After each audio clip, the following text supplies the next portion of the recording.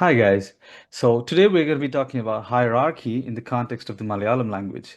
As we know, there are different types of hierarchy. You have class hierarchy, gender hierarchy, caste hierarchy, and so on. So we want to see how this affects language. First, let's talk about gender hierarchy. So we know that in languages like French and Hindi, for example, words have specific gender attached to them.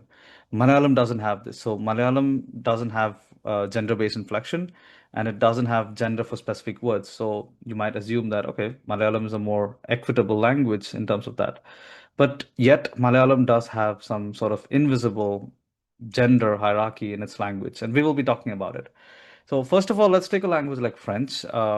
French is a beautiful language, and as I said before, it's a gendered language. There's a very peculiar aspect of French where if you have, let's say, 99 women and one man, when you use the plural for them, you would still use the masculine plural for that. So that is one of the interesting aspects about the French language. So in case of Malayalam, how gender affects that is in a hidden way. So you have words like chechi, amma, and so on. And then you have words like chetan, achan, guru, and so on. And you see that the dative form for each of these is different. So you have amma, ammakke, chechi, chechike. And if it comes to men, you say chetan, chetane, achan, achane, guru, guruvine. So you see that it's slightly different for men and women. But it's not just based on that, it's mostly based on case endings. Because even if you take another word which is not gender, like puli, for instance, you would still follow it like chechi. So because it ends with e, you would say pulikki. You don't say puli in most dialects in Malayalam, you say pulikki. And in if you take a word like car, which is not even a Malayalam word, but since it ends in a stop sound, then you say car, karin. So it doesn't behave the same way as ammakke, chechike. It behaves differently, like a man. So this is sort of inherent gender that is there in the Malayalam language. It's not exactly gender, but you have this sort of pseudo gender based on the word endings in Malayalam. Then you have some weird aspects, like you have uh, words like kalakaran, which is a male artist, and you have kalakari, which is a female artist. And when you have a plural, you say kalakaran mar or kalakarigal, right? But so it's again gender based. You have things which are different. But when it comes to a word like friend, for example, you say kutukaren, which is a boy, kutukari is a girl, and then you say kutukar, which is a gender neutral term. So you can also say Kutukaranmar and Kutukarigal, but you have a gender neutral term there as well. You can say Kutukar, which is gender neutral, and when you have multiple friends. So these are some aspects where gender does turn up in Malayalam, although it doesn't have gender inflection in general.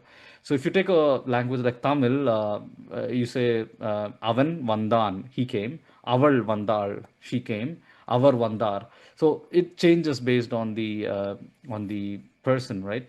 But in Malayalam, it doesn't work that way. Say aval vannu, avan vannu, avar vannu, adu vannu. It doesn't change at all. So there is no gender-specific inflection in Malayalam, which is slightly different from the other South Indian languages. Um, then there are words like "al." So I had posted on my Instagram page asking people what does "al" really mean? Is it a man or a woman? And most of the time, people said they thought it's a man and not a woman. But I noticed that in Tamil Nadu, maybe it works slightly differently. People believe that "al" can mean like a girl. So, for example, you say, "Ah, that's your "al," which means like it's your girlfriend." So that sort of usage is present in some dialects. In Kerala, when I asked people, most of them said "al" means a man, but actually "al" is more of a gender neutral term. You can use that for men, you can use that for women. It really doesn't make a difference. And another interesting change that I'm seeing these days is people uh, don't really care much about this established gender idea. So, for example, if it's a boy, you say Eda, and if it's a girl, you say Eddie. But now I see that many girls call each other Eda as well. So they don't care about the gender difference there. They're trying to make it more like, I just call this person Eda. Whether it's a boy or a girl, you can call them Eda. So this is some interesting new trends that I'm observing with the Malayalam language. Next, let's talk about the class hierarchy because that is inherent in language as well. So, one nice example that I can think of is English and French, where if you look at words for meat in English, it comes from French. So, you have like beef, pork, mutton, all of these are French words. But if you talk about the animals themselves, it's cow, it's pig, it's sheep. So it's a native English word. The reason for this is that the Normans were ruling England for a long time, and they were French speakers. And when they were served meat, they used the French words for it. So that's why the meat has the French words. But the farmers basically who lived with the livestock, they still use the native terms, and that's why the native words still remained in English. So this is an indication of how class can affect language as well. And you see this in many languages, like Japanese, for example, has respect. When you speak to somebody who's above you in a social class, you have a different type of speech called sonkeigo, where the nouns are different, the verbs are different. It's slightly a different manner of speaking. You see this in many languages, including Indonesian languages like Javanese, for instance. Um, when it comes to Malayalam, we see this mostly in the sense that Sanskritic words are seen to be of a higher class compared to the other, uh, which is interesting. And we'll be talking about that next in the caste section. But Sanskrit words seem to have a more respectful position in society. So when you talk about humans, for instance, you do not say chattu. You say Mairichu or Anderichu. You don't say Chattu. Chattu is usually used just for animals. Although Chavuga is to die is basically a native verb, but it's still not used in that context. And they say that it's disrespectful, although it has the same meaning. So this is sort of differentiator that you do. And same way how you say talla and tanda, which are native words for mother and father, but it's seen as disrespectful to use talla and tanda, and you should say amma and achan instead. This is again a sort of hierarchy where you say the native words somehow have lower value than the other words which are more refined, let's say. And also, Malayalam has this aspect of honorifics as well. When we had the royal family and such, the words used for the royals are completely different from commoners. So, for example, if somebody is taking a bath, you say kulichu. But for royals, you say palli neerat.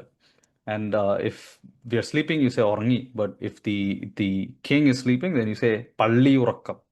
And if you die, you say Marichu, Andirichu, and so on.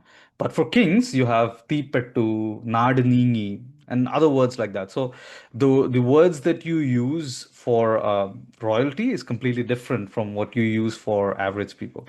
So this is how class hierarchy still persists in the language. Now we get to another interesting aspect, which is the caste hierarchy.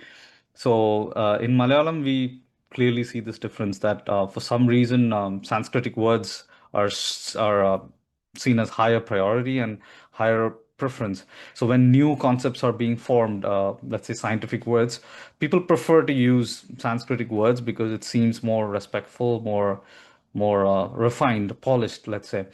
That's why words like Talla and Tanda are seen as crude because it's spoken by the average person or the layman. So it's seen as a crude word, whereas something spoken by an educated person would sound completely different. I think now instead of Sanskrit, English is taking that place. So people assume that if you use English words in between, then you're more educated and more refined. And if you're using Malayalam words, then you're seen as very crude and like a peasant, let's say. So this is another aspect that you see in language. So you see that many of the swear words in Malayalam also have some sort of caste root associated with it, which is really bad. So yeah, so there are many words like that which have a caste connotation, and people use these words to undermine others as though it's a bad word, but it's just a casteist slur, and these words actually need to be removed from the vocabulary of the next generation. And yes. So another thing is that I made a post on Instagram about different names of occupations in Malayalam, and we see that inherently some of these occupations that are tied to the caste as well. So that's why I would like to rather use some neutral terms which are not caste names, let's say, which have a sort of burden of the past. So this is something that we need to take care of when we talk about occupation names. So that's why many people prefer to use English names for occupations because they feel that it doesn't have the same caste burden on it, right? This is something that we see a lot. And also, yes, these caste surnames did exist in other cultures as well. So, for example, we see this a lot in England, where you have surnames like Smith, Fletcher, Cooper. All of these were associated with medieval professions. But the difference is they're not really seen as negative. There's no negative connotation attached to those surnames. But in India, for some reason, due to the caste hierarchy, people still associate certain negative emotions with certain caste names. So we need to be very careful about using these sort of words in the Malayalam language. Now, an encouraging sign that I see is if you look at rap music, modern Malayalam rap music, we see that a lot of the words that are being used are native. So if you look at rappers like Vedan or Fejo, for instance, many of the words they use are native words. And the reason is it flows more easily compared to having complex Sanskritic words, which might be tougher to pronounce. For singing a rap song, I would say it makes more sense to have native words which flow very easily from the tip of one's mouth. And you can see this with folk songs as well. So folk songs were mostly sung by peasants. They were sung by people working in the fields, blue collar workers. So you see that most of the folk songs in Kerala have native words. Very few Sanskritic words exist, and you can see many of Kalaban Mani's songs, for instance, and they're mostly native-oriented words, which is really beautiful as well. Um, so yeah, these are some of the aspects of the caste hierarchy. Now let's get to the final aspect, which is the race hierarchy. And we know that accents exist in every language because if you speak several languages, then almost certainly, unless you're a genius, you have some sort of accent. Everybody, even native speakers, have accents, right? But there is this association of accents with social status, and people assume that certain accents are more valuable than the others, which is really unfortunate, right? So I've seen that there's a lot of criticism against the Indian accent, the Chinese accent and Japanese accent, for instance. They are heavily mocked upon in the West. But at the same time, if somebody has, let's say, uh, an Italian accent or a French accent, maybe it's slightly seen as more respectful, although people still laugh. And even within countries, there are a lot of differences. So the southern US accent is mocked by some people who are from the Midwest of the US, for instance. So accent is often seen as a proxy for your social status and your race, for instance. So if you're an immigrant, your accent reveals that fact, even if your face does already, but your accent basically solidifies the fact that you're a foreigner. And that has ripple effects in how they behave with you as well. So it's something that's important.